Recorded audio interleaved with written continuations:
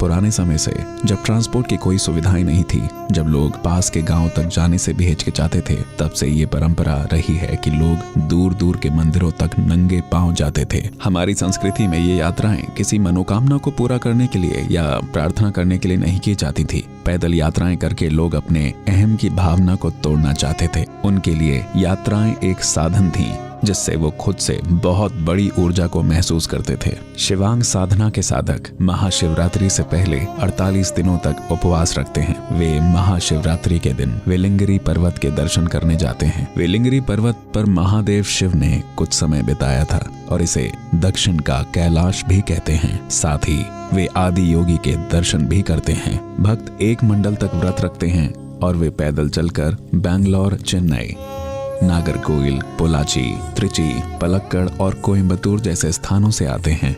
वे कई शहर से पैदल चलकर आते हैं और आदि योगी और वेलिंगिरी के स्वामी के दर्शन करते हैं।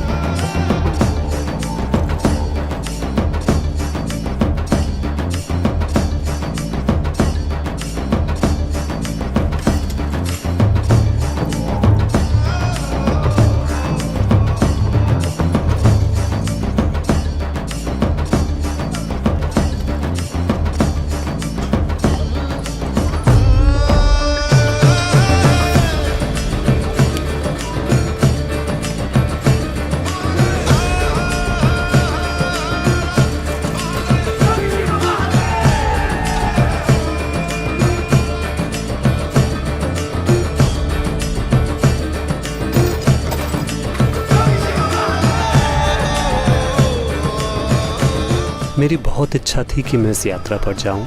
इस बार शिवांग दीक्षा के दौरान सद्गुरु की कृपा से मेरे भीतर वही भावना और ज़्यादा गहरी हो गई थी। तो मैंने सोचा कि मुझे इस पद यात्रा पर जाना चाहिए और मैं आ गया। यहाँ आने के बाद जैसे ही हमने तमिलनाडु में प्रवेश किया, लोग हमें स्वामी कहकर बुलाने लगे और हमारे पैरों में गिरने लगे। ये इतना ज़बरदस्त था कि हम समझ ही नहीं पा रहे थे कि क्या हो रहा है। जैसे जैसे मैं कदम आगे बढ़ा रहा था, मेरे अंदर कुछ टूट कर गिर रहा था। मैं जिस चीज़ को मैं मानता हूँ वो टूट रही थी।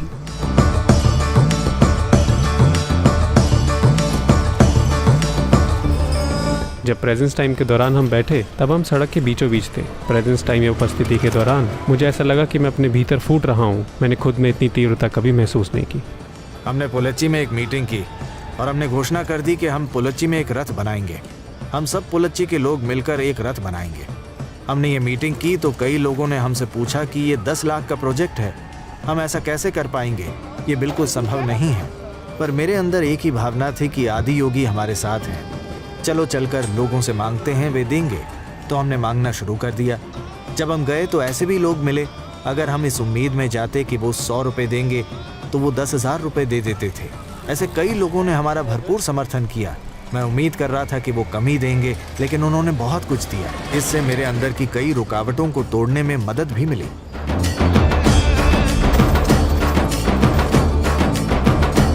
कुछ जगहों पर जब हम गांव से गुजरते थे तो वहाँ लोग बस अभिभूत हो जाते थे और फूट फूट कर रोने लगते थे।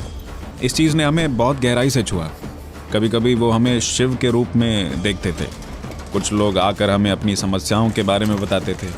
मैं तीसरी बार ये यात्रा कर रहा हूँ इन 3 वर्षों में। हर बार लोग आते थे और बताते थे कि पिछले साल मैंने कहा था कि ऐसा होना चाहिए और इस साल ऐसा हो गया। और ये कहते हुए वो फूट फूट कर रो पड़ते थे।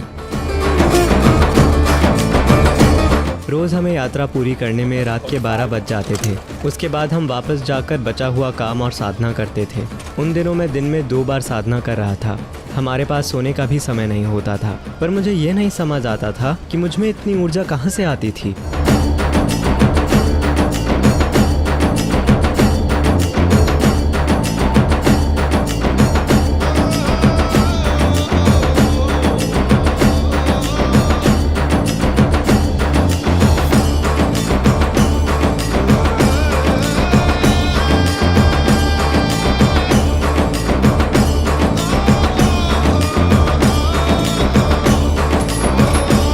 इस रथ के साथ होना एक रोमांटिक एक्सपीरियंस है। ये ऐसा है जैसे एक रोमांटिक एक्सपीरियंस होता है। इस रथ के साथ ऐसा महसूस हुआ। मुझे नहीं पता ये कैसे हुआ।